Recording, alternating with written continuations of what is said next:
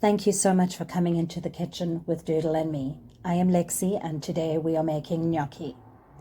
And I will give you all the tips and tricks on how to get a light and fluffy gnocchi. Today's gnocchi is vegan. No, you do not need to use eggs to make gnocchi, and it is also gluten-free.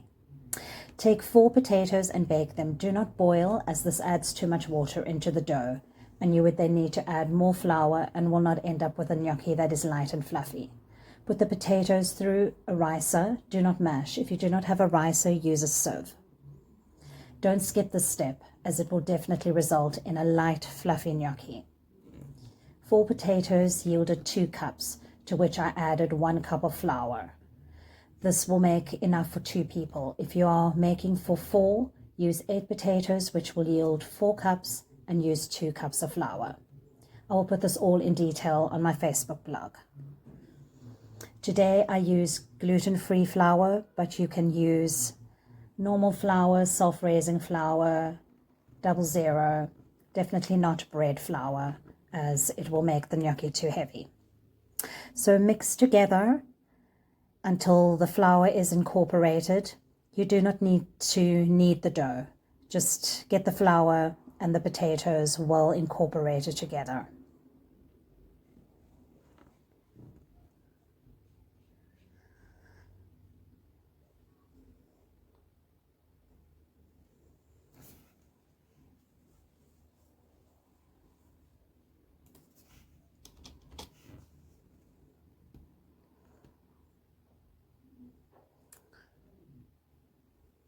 You're then going to divide the dough up and roll the dough out into long sausages.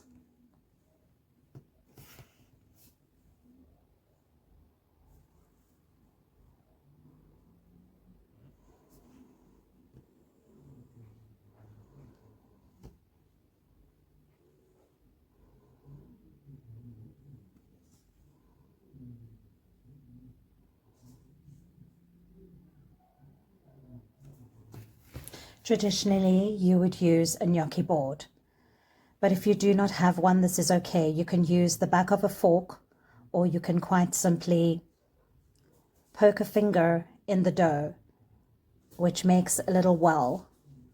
Now, why do we shape the dough? Why don't we just cut it and leave it? Well, it is all about that beautiful sauce, and the sauce catches between the ridges and it coats it beautifully.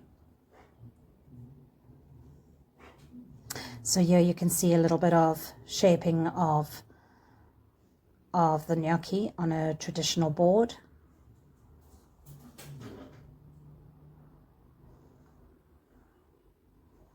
And those lovely ridges that it leaves. It looks so pretty, but it's really about the sauce and that vehicle to carry that beautiful sauce into your mouth. So while you're doing this, get a pot of water and put it on to boil. Once it has boiled, add some salt to the water, and I think I did forget to mention to add salt and pepper to the dough. So don't forget to do that as well, to salt and pepper your dough. Of course, the potatoes do need that.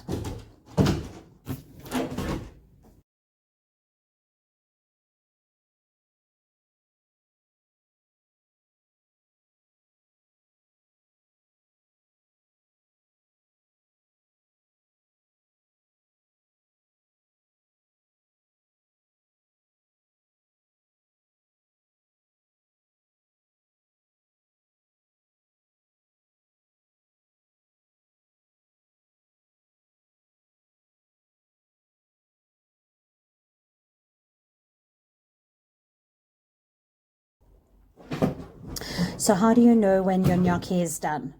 Quite simple. When it floats up to the top, it's done. This is highly recommended, but it is not necessary. But once it has boiled in the water and come to the top, you can add it to a pan with a little bit of extra virgin olive oil. I do highly recommend it because it does definitely add a lot of flavor to the gnocchi itself. Okay, what sauce to use? Well, there's really no right or wrong here. You can keep this really simple with a simple tomato sauce, butter and parmigiano, a creamy cheese sauce, roasted Roma or cherry tomatoes, or basil pesto. The options are endless. I made a mushroom ragu, and that's what you see here in the picture.